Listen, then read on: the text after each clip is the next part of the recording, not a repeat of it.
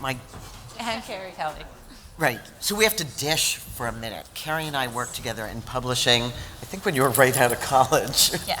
And I was not right. I've never... We won't tell the year. Right. To launch a magazine about families and computers. So there you go. So how many of you have been inside a beta store? That's B-A-T-A. Hey, that's pretty good. Okay, so you don't leave Vegas without going where? To the new store? To the new store. It's in the Forum Shops in Caesars. It's on the second floor. And show your CES badge and you get 15% off everything. I've shot my whole life, and I never thought I would see a totally unique concept. So let's describe what it's like to walk into the beta store. Yeah, so you walk into a beta store, and they're very clean, waist-high level tables, and there's one demo unit out of the box next to a tablet. So super clean, well-designed. It's a very highly curated place for discovery and experience. It's an opportunity for people to come in and really touch, ask questions, learn, and engage with the products and the brands that are in the store. And I think what you're touching are things that you don't find in normal stores. Am I kind of right about that? Like I go in there to explore. Here we go. There we go. Beta is a store designed for discovery. We want you to be able to come in and hold products in your hands and really be able to discover them in a bold new way. We have all of these huge brand name products that you've never interacted with like this before. But then you also have these brand new things that you've never seen. Like it's a world of wonder. You don't know what you're gonna find. When you find products online, it's hard to justify a purchase for something you've never seen in your life and don't understand how they work. Here, everything's out of the box. We really want you to have fun in the space. We really want you to enjoy being here. We want you to find the product that's best for you. What's unique about Beta is that we are trained directly by the makers, so we're able to bridge that gap between the maker and the person who they actually are making the product for. And we love when we can educate you in a product and watch your eyes like light up. Everybody just always seems to be excited. Like the staff is always excited, the customers is always excited, and I like just being in a space that just always feels positive. It's just fun. So cool. So our panel is called How to Sell Innovation. And I think, so why don't you talk a little bit about what Beta carries and doesn't carry in the store? Because it's always a surprise, right? Yep. So across our footprint of stores, each store is going to have a different composition of products because the way that we work is our partners can select which stores they're going to be in for what duration. So there's a constant rotation of what's happening inside a Beta store, and we want that continued new experience. So in some stores, you may have a large activation from a brand. I think in some of these slides coming up, we actually just had our first car in one of our stores where we had a Mini's first ever fully electric concept car was in the store. And it was an ability for people to come in and really experience this in a way that was, it showcased the lifestyle of the car in a non-dealership environment and an opportunity for them to play. And then you have that with your small makers and your gadgets, and you have new innovative beauty products in there, and pet products, kid products, smart home, Internet of Things. So really a wide variety that you can be drawn to a certain area that's of most interest to you. So that's the consumer experience. Yes. On the consumer side, I gotta say, the beta testers in the store know their stuff. You have the tablet next to the product so that you can get more information. But let's pull back the curtain for a minute and we'll talk about what's going on the back of the store that is iterating this journey. Yep. So essentially when you walk into a store, and if we fast forward a few slides, you guys can see the visuals. Oh. Where? Oh, over there. Oh, of course. Okay. Here we go. That's okay. If we go inside of a few of the, keep clicking forward, you'll see as a customer, keep going. There we go, there's part of a store where you walk in and very clean lines. For our partners, they are placed in a certain area. There are cameras in the ceiling. We use Retail Next cameras that are tracking what is the customer journey through the store, where are they hovering, where are they spending their time, how do they navigate, what are their demographics, not all autonomous, not personalized demographics, but who they are, what they're going through, and then layered in the tablet through our platform. Essentially, each brand is uploading content. So on a regular basis, they can A/B test different content.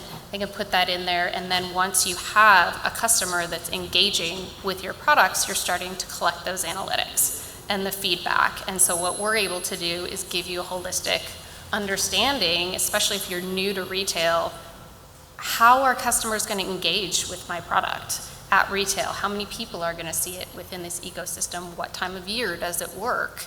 And then the piece that you tested on before, we call them beta testers, which are our retail associates. And they get trained very deeply on every product that goes into a beta store. So they're your brand ambassador. You can talk with our beta testers directly with the stores and ask them questions or say, hey, I really want to learn how customers are engaging with this part of my product, or hey, I'm running a promotion, can you be sure to make that happen and understand that I just changed the content in real time on my screen, and start to really gather those learnings so that when you are ready to continue to even go bigger in retail, you have these early learning experience, even product development. So if you think about the back end of what we really do, we have two customers. Our partners are our customers that we're trying to really make retail accessible for everybody. You can get into a beta store in as easy as 3 weeks if you have all your stuff ready, and to be able to showcase that and get it into a retail environment that quickly. And then we also have our customers are the partners and brands that we work with, right, and make sure that they're getting as much out of the retail experience as possible. Yeah, and I think consumers feel like they're in a preview club. They Yeah. feel like they're in the, I'm going to see it here If you first. stand in a beta store long enough, you'll see probably 3 out of 4 people who walk in go, what is this place? That's the first question that they ask. So we talked a lot about transaction versus experience, and how Philip and how the folks at Beta think really differently about this, that a store is not just a place to transact. Yeah, I mean, we really position ourselves, and when we talk to partners, we say we are a marketing channel first, and when you think about the marketing funnel, where someone has to figure out who you are, so there's the awareness aspect, and then typically in the products categories that we play in, these are considered purchases. A lot of them aren't impulse buys. This isn't a pack of gum. So you're either coming in because you know about the product, but you need a little research, or you just discovered it and now it's in a consideration set. So helping to move through the funnel and understanding all of those stages. So for us, I think our sweet spot really is that mid-funnel education aspect, although we do obviously create brand awareness for our partners, and we do sell as well. So take me through, so I have an IoT garden hose. I make some decisions. I don't want it to be in New York because nobody has a garden, right? Exactly. So we will help you with that. We'll lead you away from that if so, you say you want to be in Hudson Yards. Yeah. Right. So it was not such a good idea. Yeah. But so explain, kind of walk us through the dashboard. And I think you have a slide, don't you? We have a bunch of slides that can walk you through the dashboard, but Okay, typically why don't you walk through? they're just another visual of the store. So each store is a little bit different, and as I mentioned, so on the first of every month, we exit and enter new partners. Some partners can stay in a store for 4 years, but others want to rotate through stores. Others want to come in for a promotional 3-month period and then leave. So each store has a different makeup, and every month we re-merchandise the store, change the layout so it always feels fresh. But again, each store has a different architecture, but the same design aesthetic. So that's a lot to roll out month Yeah. after month, and we're going to get to that Yes, also. it is. But if you keep going through, you So get to the dashboard, because you asked me there's about that. So there's our little. Yep. It There's is- the car. It is for all ages. It is for all drivers. That's one of our newer stores, is at the front of the Chase Center in San Francisco, which is the Golden State Warriors' new arena. So before we go to the Yeah. dashboard, so stop there for a minute. So sometimes you're in other stores like Macy's in New York. Yeah, so we're only in one other store, Okay. and that is in Macy's. In Macy's in Herald Square. Macy's actually led our Series B. So Macy's is an investor in us, but they also utilize our retail as a service platform within their stores as well. So there's a unique relationship there where we are our own brand and we are our own customer of our own platform, but we really want to be creating a marketplace where other retailers can utilize the same type of data and create something agnostic. So in the future, someone could say, well, I would like to reach a 35 to 40-year-old female who is interested in skincare product during the summer. What stores should I be in? So think about it almost like an ad network for retail, where you can really start to pick through that and then get distribution easily through the system. Okay, now we're flipping to, Yeah. the dashboard? No? We also utilize our stores for community events. So when our brand partners come in, we say, this is your store. Let's utilize it, tell people you are here, and let's tap into the community. So we host community events to talk about different topics, to bring some of our brand partners together to cross-collaborate. So it really is, there's value beyond just your 2-foot placement and the analytics that we're providing for you. Great, great. I've been to your parties at Toy Fair, I've been to parties at CES, Yep. where the store is open to guests of a conference Yep. as well. Yep. So it's Keep going. there we go. Oh, there's your And this is a typical timeline for probably even a larger brand. If we're going to do an activation, I know in the previous panel they were talking about experiential. And really the way that we like to think about in the perfect makeup of a store is the combination of a bunch of 2-foot, 4-foot placements of single products that are really products to be discovered and tried, and then also experiential opportunities where we work with whether they're existing partners or even larger brands to make an activation come to life within our space. So, The dashboard is there. oh, there we go. There we go. There we go. We got to a dashboard. Yeah, so this is what you would see on the partner side. So essentially, we work together with a partner manager on the beta side and someone with ideally on your marketing team and your channel sales team to say, what's our timing of launch? Which stores should we go into?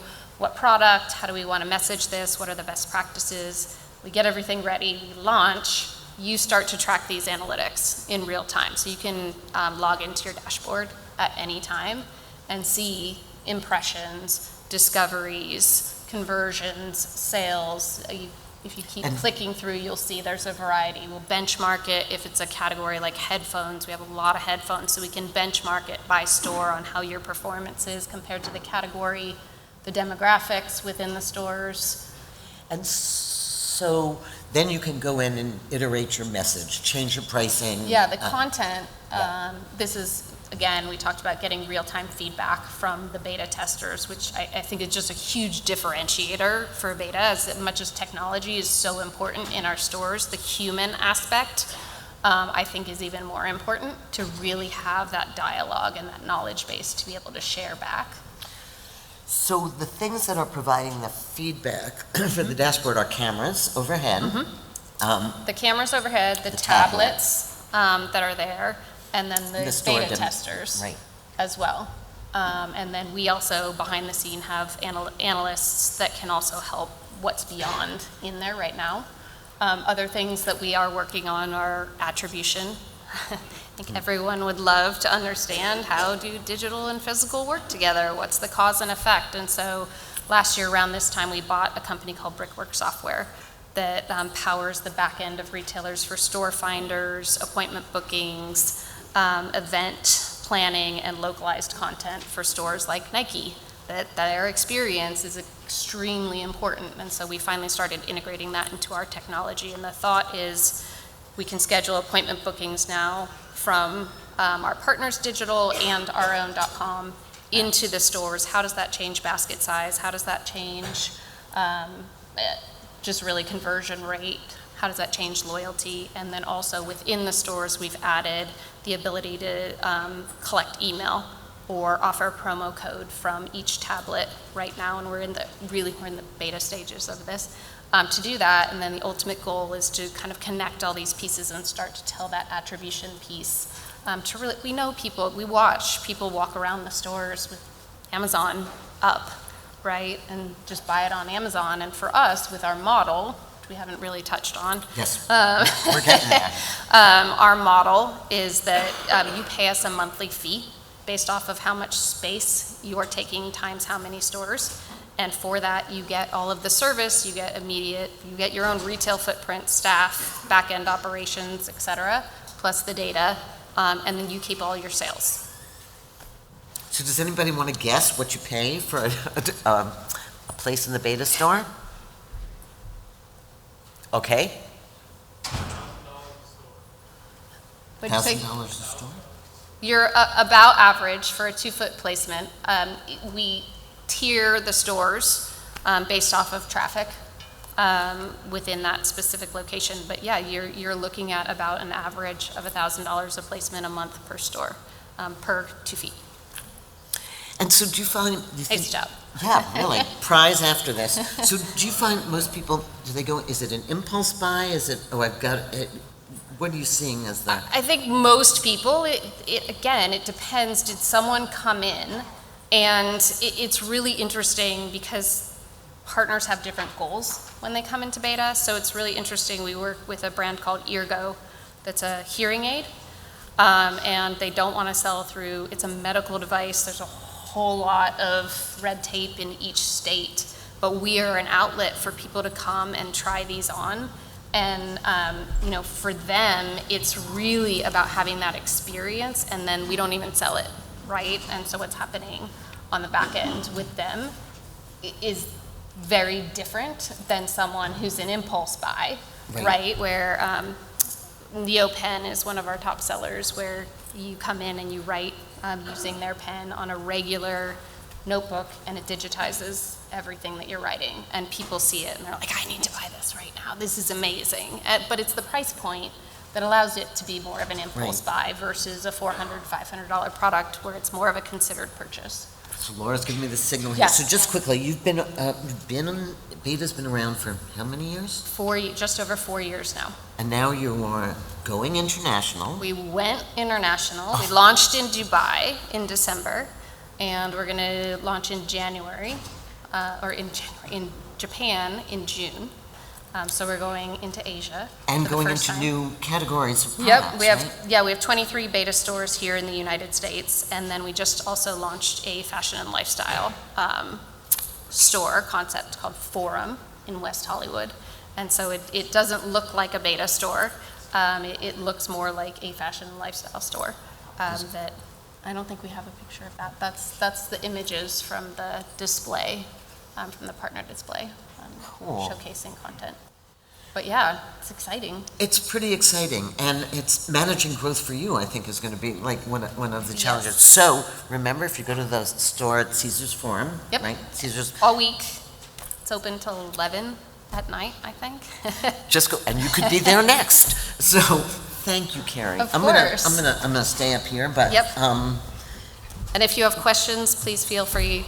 Find me on LinkedIn, email us at partnerships@beta.com. it's pretty exciting. Thank you. Thanks, Robin.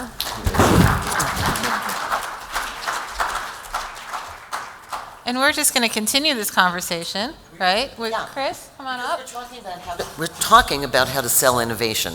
And when you walk around the show here, you hear things, you see things, you smell things, it's very hard. You see a television set, how's that going to look in my room? Selling innovation is really tough, as you know, from all the innovation retail stores. So with that, Chris Epling has a very different way to sell innovation, and from JBL HARMAN. Yep, exactly. And I did that. Do you want to run this? with me? Sure. And so what do you think about his challenge? A lot of brands selling audio that is hard to differentiate without experiencing it. So tell us about what you did. You set that up perfectly.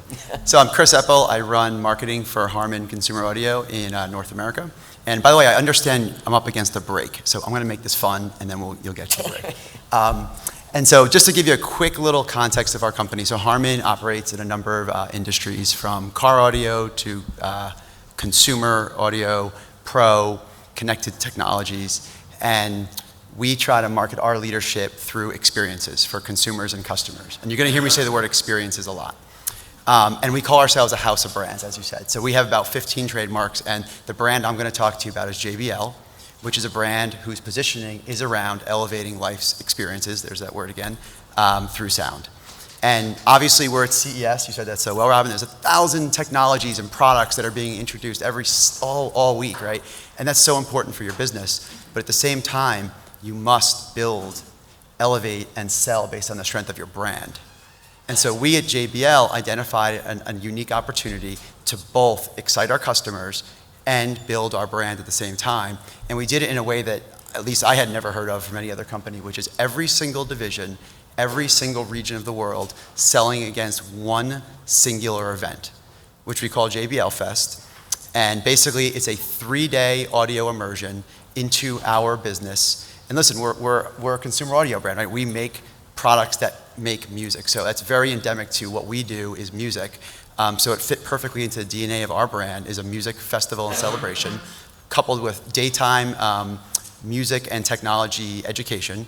And listen, if we were like a cybersecurity company, or if we were Beta or someone else, maybe music isn't in the DNA of that business, so they might have a different way to talk about consumer experiences. But this is exactly what our brand would do. And I have a video, if we could. Yes, I think. Let's see if this works. Tina, is that you? Yep. And then you're taking us all to the fest afterwards, right? Yes, everyone's coming to JBL Fest. Does it play on cue? Or there's the mic. There we go.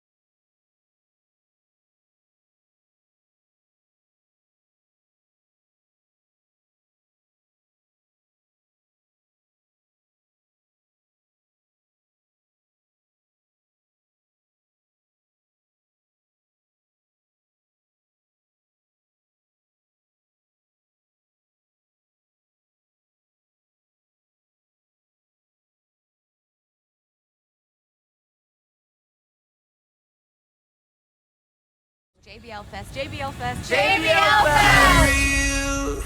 All right, so when is this? Yes, Reverend Run right now. Okay, mark your calendars.